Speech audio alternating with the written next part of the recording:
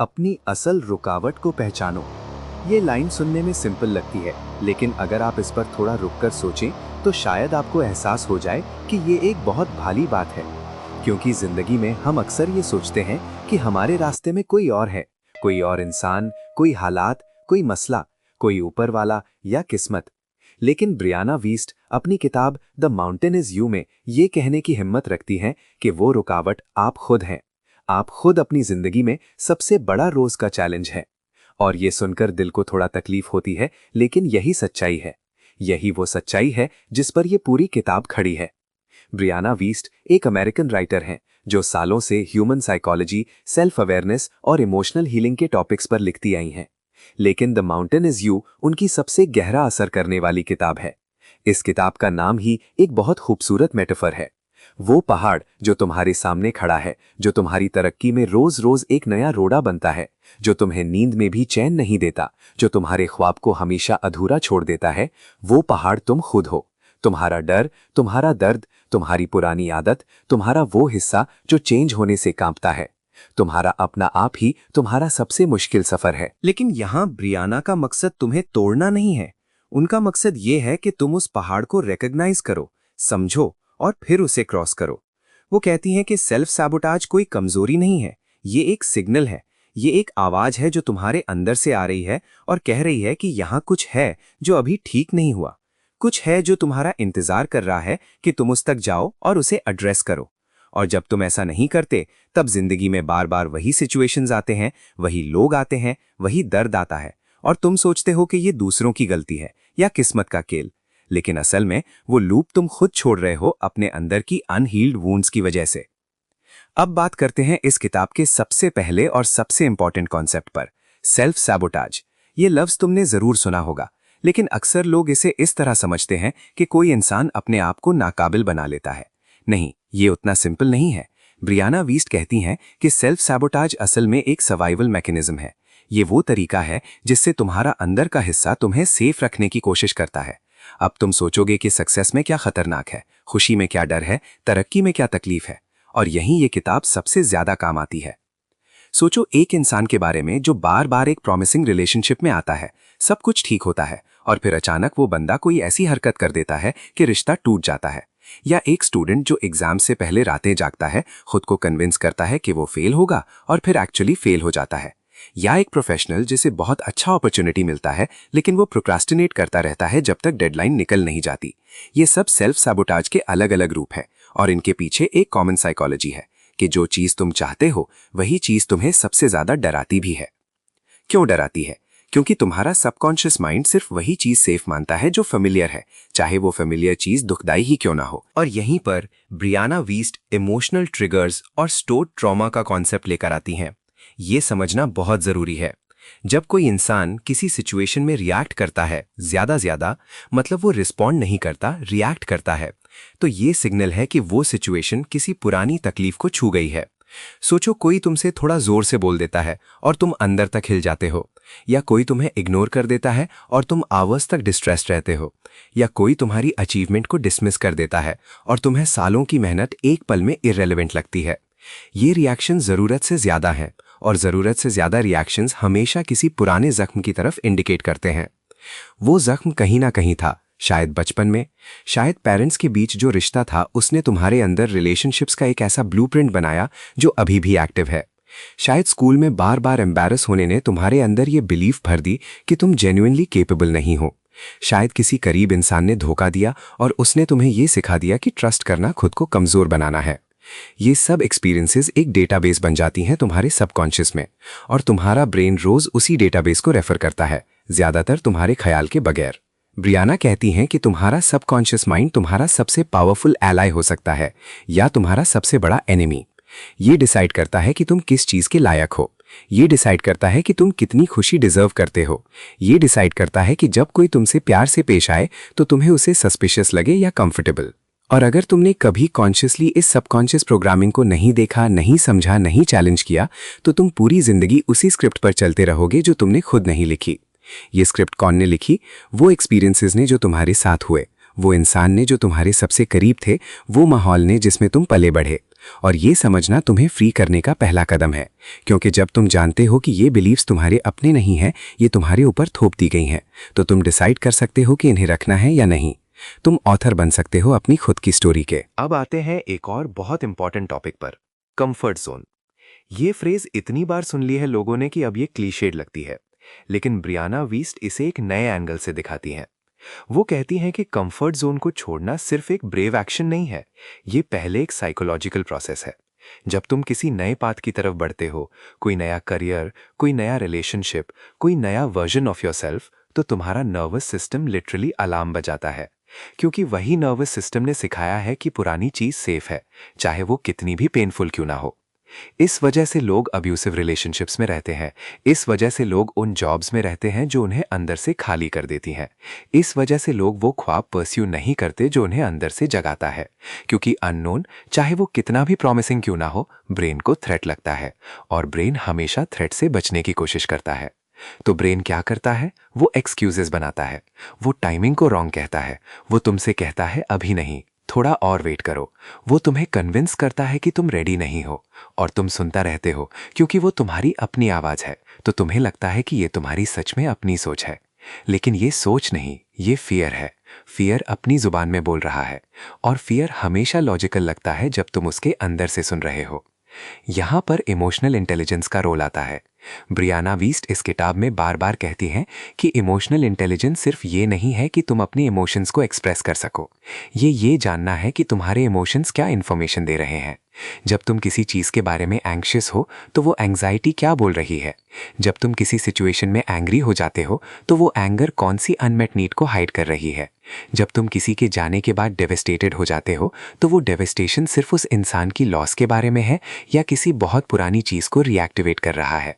ये सवाल पूछना खुद से, ईमानदारी से, बिना डिफेंड किए, यही इमोशनल इंटेलिजेंस है। और ये एक स्किल है, इसे सीखना पड़ता है, इसे प्रैक्टिस करना पड़ता है। और शुरुआत में ये बहुत अनकंफर्टेबल होती है, क्योंकि इस प्रोसेस में तुम वो चीज़ें देखते हो जो तुमने सालों से अवॉइड की थी। तुम वो दर्द देखते हो जिसे तुमने बिजी रहने में, सोशल मीडिया स्क्रॉल करने में, या दूसरों की जिंदगियों में इन्वॉल्व रहने में दबाया हुआ था। लेकिन ब्रियाना कहती हैं कि जो दर्द अवॉइड किया जाता है वो खत्म नहीं होता, वो सिर्फ अलग फॉर्म ले लेता है। वो एंग्जाइटी बन जाता है, वो क्रॉनिक फटीग बन जाता है, वो टॉक्सिक पैटर्न्स बन जाता है, वो नमनेस बन जाता है जिसमें तुम सब कुछ देख रहे होते हो लेकिन कुछ फील नहीं कर रहे होते। वो एक्सप्लोसिव रेज बन जाता है जो छोटी छोटी चीज़ों पर फूट पड़ती है।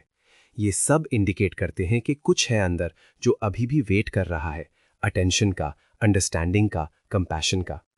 और यहाँ पर सेल्फ अवेयरनेस का कॉन्सेप्ट आता है, जो इस किताब का एक सेंट्रल पिलर है। ब्रियाना कहती हैं कि सेल्फ अवेयरनेस का मतलब सिर्फ ये जानना नहीं है कि तुम कौन हो, इसका मतलब ये भी जानना है कि तुम कौन नहीं हो। मतलब कौन से बिलीव्स तुम्हारे नहीं है, कौन सी आइडेंटिटी तुमने सोसाइटी या फैमिली की वजह से अपनाई लेकिन जो असल में तुमसे मैच नहीं करती, कौन से गोल्स तुम्हारे हैं और कौन से गोल्स तुमने इसीलिए सेट किए क्योंकि लोगों ने कहा कि ये होना चाहिए। बहुत से लोग जिंदगी भर ऐसी जिंदगी जीते हैं जो उनकी अपनी नहीं होती। वो करियर चूज करते हैं जो पेरेंट्स चाहते थे, वो पार्टनर चूज करते हैं जो सोसाइटली एक्सेप्टेबल है, वो हॉबीज छोड़ देते हैं जो उन्हें जेन्युइनली खुशी देती थी क्योंकि उन्हें प्रैक्टिकल नहीं कहा गया। और फिर एक दिन अंदर से एक खलिश उठती है, ये मैं हूं या मैंने एक और की जिंदगी जी ली। और ये खलिश एक एग्जिस्टेंशियल क्राइसिस बन जाती है। लेकिन ब्रियाना कहती हैं कि ये क्राइसिस असल में एक गिफ्ट है। ये वो मोमेंट है जब तुम्हारी असल सेल्फ तुम्हें अपनी तरफ बुलाती है। ये अवेकनिंग पेनफुल होती है, लेकिन ये ज़रूरी होती है, और यहाँ से हीलिंग का असली सफ़र शुरू होता है। हीलिंग का सफ़र, ये अल्फाज सुनने में कितने खूबसूरत लगते हैं, लेकिन रियलिटी में ये बहुत मैसी प्रोसेस है। ब्रियाना वीस्ट इस बारे में बिल्कुल ऑनेस्ट है। वो कहती हैं कि हीलिंग लीनियर नहीं होती। तुम एक दिन बहुत बेटर फील करते हो और अगले दिन लगता है कि पहले से भी ज़्यादा टूट गए। तुम सोचते हो कि तुमने कोई पैटर्न तोड़ दिया और फिर वही पैटर्न किसी नए रूप में वापस आता है। ये नॉर्मल है, ये प्रोसेस है। ये इसका मतलब नहीं कि तुम फेल हो रहे हो, इसका मतलब है कि तुम जेन्युइनली कुछ चेंज कर रहे हो, और चेंज हमेशा रेजिस्टेंस के साथ आता है। इस प्रोसेस में जो सबसे मुश्किल काम है वो है अपनी आइडेंटिटी को रीबिल्ड करना। क्योंकि जब तुम अपने पुराने पैटर्न्स, पुरानी बिलीव्स, पुरानी कोपिंग मैकेनिज्म्स को रिलीज करते हो, तो एक चीज का सवाल खड़ा होता है, तो फिर मैं कौन हूं? अगर मैं वो नहीं हूं जो बार बार लोगों को प्लीज करता था, तो मैं कौन हूं? अगर मैं वो नहीं हूं जो अपने फीलिंग्स को सप्रेस करता था, तो मैं कौन हूं? अगर मैं वो नहीं हूं जो सक्सेस से डरता था, तो मैं कौन हूं? ये एम्प्टीनेस वाकई में फील होती है, और बहुत से लोग इस एम्प्टीनेस को टॉलरेट करने की बजाय पुराने पैटर्न्स में वापस चले जाते हैं, क्योंकि फैमिलियर एम्प्टीनेस भी अननोन फुलनेस से ज्यादा सेफ लगती है। लेकिन ब्रियाना कहती है कि यही वो जगह है जहां तुम रुकना नहीं चाहते। यही वो स्पेस है जहां तुम्हारा असली सेल्फ इमर्ज होता है, स्लोली, क्वाइटली, लेकिन जेन्युइनली। और यहां पर वो कॉन्सेप्ट आता है जो इस किताब को रियली पावरफुल बनाता है, पेन को पर्पस में कन्वर्ट करना। ये कोई मोटिवेशनल क्लीशे नहीं है, ये एक साइकोलॉजिकल ट्रूथ है। ब्रियाना कहती हैं कि जो लोग अपनी जिंदगी में सबसे बड़ा दर्द फेस करते हैं और फिर उसे प्रोसेस करते हैं, उसे इंटीग्रेट करते हैं, उसे समझते हैं, वो लोग सिर्फ हील नहीं होते, वो लोग ट्रांसफॉर्म हो जाते हैं। सबसे कंपैशनेट लोग वो होते हैं जिन्होंने दर्द फेस किया हो। सबसे वाइस लोग वो होते हैं जिन्होंने कंफ्यूजन फेस किया और फिर अपने अंदर आंसर्स ढूंढे। सबसे स्ट्रांग लोग वो होते हैं जिन्होंने अपनी सबसे बड़ी कमजोरी को एक्नॉलेज किया। ये पैराडॉक्स है, तुम्हारा दर्द ही तुम्हारा गिफ्ट है, अगर तुम उसे अवॉइड करने की बजाय उसे समझने की हिम्मत रखते हो। एक एग्जाम्पल सोचते हैं। एक इंसान है जिसने बचपन में सिवियर अबैंडनमेंट फेस किया। उसके पेरेंट्स प्रेजेंट नहीं थे, इमोशनली या फिजिकली। उसने अडल्ट्स के रूप में ये पैटर्न देखा कि वो बार बार ऐसी रिलेशनशिप्स में आता था जहां उसे इग्नोर किया जाता था या छोड़ दिया जाता था, और वो सोचता था कि ये उसकी किस्मत है या लोग ही बुरे हैं। लेकिन जब उसने इस पेन को जेन्युइनली समझा, जब उसने देखा कि वो अनकॉन्शियसली उन लोगों को अट्रैक्ट कर रहा था जो उसे फैमिलियर फीलिंग देते थे, यानी अबैंडनमेंट की फीलिंग, तब कुछ बदला। तब उसने अपने अंदर काम किया, तब उसने हेल्दी अटैचमेंट सीखा, तब उसने खुद को लव करना सीखा, इसलिए नहीं कि दूसरा कोई करे, बल्कि इसलिए कि वो जेन्युइनली खुद के लायक था। और इसके बाद उनकी रिलेशनशिप्स ने एक नया रूप लिया। वो पैटर्न टूटा क्योंकि वो इंसान ट्रांसफॉर्म हुआ। यही है दर्द से पर्पस की तरफ का सफर। और ब्रियाना कहती हैं कि ये सफर सिर्फ पर्सनल हीलिंग के लिए नहीं है। जब तुम ट्रांसफॉर्म होते हो तो तुम्हारा असर दूसरों पर भी होता है, तुम्हारे बच्चों पर, तुम्हारे दोस्तों पर, तुम्हारे कम्युनिटी पर। एक हील्ड इंसान अपने आसपास की जिंदगी को भी हील करता है, सिर्फ अपनी प्रेजेंस से। और अब बात करते हैं इस किताब के आखिरी और मुझे लगता है सबसे प्रोफाउंड हिस्से के बारे में, लॉन्ग टर्म सेल्फ मास्टरी और इनर ट्रांसफॉर्मेशन। ब्रियाना वीस्ट इस किताब में ये बहुत क्लियरली कहती हैं कि सेल्फ मास्टरी का मतलब खुद पर कंट्रोल नहीं है। सेल्फ मास्टरी का मतलब है खुद के साथ एक ऑनेस्ट, कंपैशनेट और कंसिस्टेंट रिलेशनशिप बनाना। इसका मतलब है कि तुम अपने थॉट्स को ऑब्जर्व कर सको बिना उनमें खो जाओ। इसका मतलब है कि तुम अपने इमोशंस को फील कर सको बिना उनसे ओवरवेल्म हो जाओ। इसका मतलब है कि तुम अपने पैटर्न्स को देख सको और फिर कॉन्शियसली चूज करो कि इन पैटर्न्स के साथ आगे बढ़ना है या नहीं। ये एक लाइफ टाइम का काम है, एक दिन में नहीं होता, एक किताब पढ़ने से नहीं होता। लेकिन एक किताब पढ़ना एक बहुत इंपॉर्टेंट स्टेप हो सकता है, क्योंकि जब तुम इस लेवल पर खुद को समझने लगते हो तब जिंदगी एक अलग रंग ले लेती है। तब तुम हर सिचुएशन को एक लेसन की तरह देखते हो। तब तुम फेलियर से डरते नहीं क्योंकि तुम जानते हो कि फेलियर असल में फीडबैक है। तब तुम रिजेक्शन से नहीं टूटते क्योंकि तुम जानते हो कि रिजेक्शन सिर्फ डायरेक्शन का एक सिग्नल है। तब तुम अकेला होने से नहीं डरते क्योंकि तुम अपनी खुद की कंपनी में पीसफुल फील करते हो। ये वो इंसान है जो ब्रियाना वीस्ट इस किताब के थ्रू तुम्हें बनाना चाहती हैं, और वो कहती हैं कि ये कोई अनरीचेबल आइडियल नहीं है, ये तुम्हारा एक्चुअल पोटेंशियल है। वो पोटेंशियल जो अभी तुम्हारे अंदर है, छुपा हुआ उन सालों के दर्द के नीचे, उन बिलीव्स के नीचे जो तुम्हारे नहीं हैं, उन फियर्स के नीचे जो तुम्हें रोकते हैं। इसी पोटेंशियल की तरफ वो तुम्हें बुलाती हैं।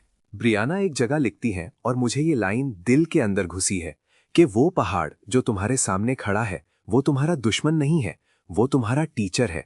वो हर बार तुम्हारे सामने इसीलिए आता है क्योंकि कुछ है जो तुम उसे अभी तक नहीं सीखे।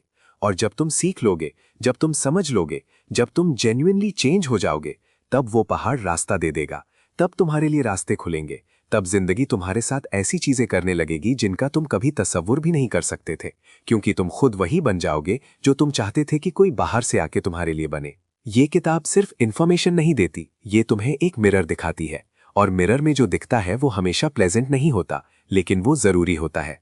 और जो लोग उस मिरर के सामने खड़े रहने की हिम्मत रखते हैं, वो लोग अपनी जिंदगी में वो किस्म की पीस पाते हैं जो बाहर से मिलना इम्पॉसिबल है। तो अगर तुम इस सफर के लिए रेडी हो, अगर तुम्हारे अंदर ये फीलिंग है कि कुछ है जो चेंज होना चाहिए, अगर तुम थक गए हो वही लूप्स में चलते चलते, अगर तुम एक्चुअली अपनी जिंदगी जीना चाहते हो, अपनी ना किसी और की, तो द माउंटेन इज यू वो किताब है जो तुम्हारे हाथ में होनी चाहिए। क्योंकि पहाड़ वहां खड़ा है, वो कहीं नहीं गया, लेकिन तुम्हारे पास ताकत है उसे क्रॉस करने की। वो ताकत हमेशा से तुम्हारे अंदर थी, तुम्हें सिर्फ ये जानना था कि ढूंढी कहाँ जाए। अगर इस वीडियो ने तुम्हारे अंदर कुछ जगाया हो, कोई एहसास, कोई सवाल, कोई उम्मीद, तो प्लीज इस वीडियो को लाइक करो, अपने उन दोस्तों के साथ शेयर करो जिन्हें इस वक्त इस तरह की बात सुनने की जरूरत है, और हमारे चैनल को सब्सक्राइब करो, क्योंकि यहाँ ऐसे ही ऑनेस्ट और गहरा कॉन्वर्सेशंस तुम्हारा इंतजार करते हैं।